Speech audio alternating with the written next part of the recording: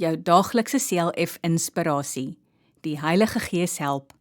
Die Gees staan ons ook in ons swakheid by. Ons weet nie wat en hoe ons behoort te bid nie, maar die Gees self pleit vir ons met versigtinge wat nie met woorde gesê word nie. Romeine 8 vers 26. Dit is nie vir alle mense ewe maklik om te bid nie. Sommige mense het die gawe gekry om maklik in die openbaar te bid.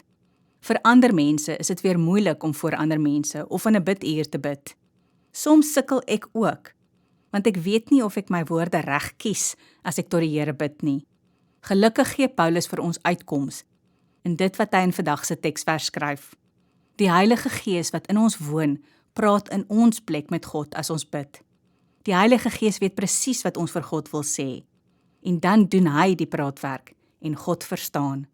As jy weer sukkel om te bid, weet net dat die Heilige Gees jou sal help. Kom ons bid saam. Dankie Here dat die Heilige Gees my help as ek met U praat. Amen.